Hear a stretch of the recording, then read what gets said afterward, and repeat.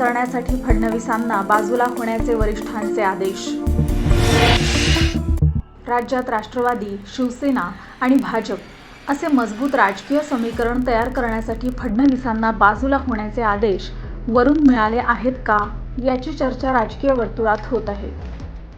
विनोद तावडेंना नेतृत्व देऊन राज्यात ठाकरे, पवार आणि तावडे असा राजकीय करिश्मा होण्यासाठी जोरदार प्रयत्न सुरू करून येत्या विधानसभा निवडणुकीपूर्वी राज्यात काँग्रेसला बाजूला ठेवून नवा अध्याय लिहिला जाण्याची शक्यता आहे, अशी खात्रीलायक सूत्रांची माहिती आहे। आएगा तो मोदी ही भक्तांची हाळी सध्या खरी ठरली आहे।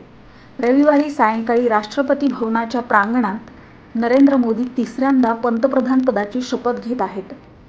हे होत असले तरी भाजपला 239 ते 273 ही पोकळी भरण्याची गरज असल्याने आता महाराष्ट्रासह जुन्या मित्रांना साथ घालण्याची कवायत सुरू झाली आहे। त्यामुळे पुन्हा धक्कादायक राजकारण होण्याची शक्यता व्यक्त होत आहे।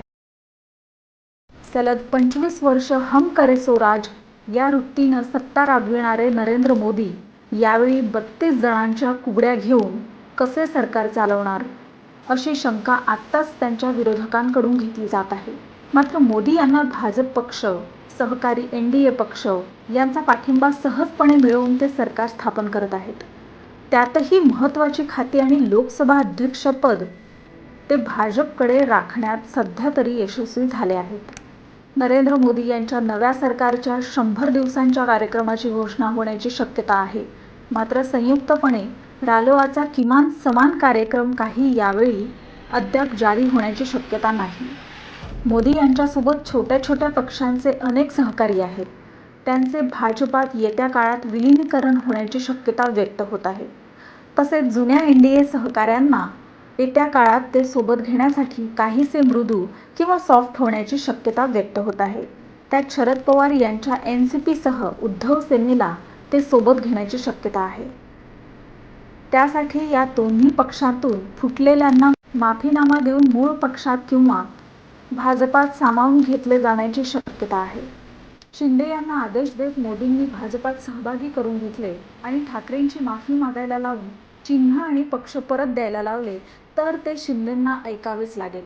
पण ठाकरे काय करणार? ते बाळासाहेबांचा मूळ पक्ष चिन्ह हाती येत असेल, माफीनामा होऊन सन्मानाने NDA मध्ये महत्त्वाची जबाबदारी मिळत असेल किंवा राज्याचे मुख्यमंत्री पदही पुन्हा सन्मानाने मिळत असेल तर ठाकरे तयार होतील का?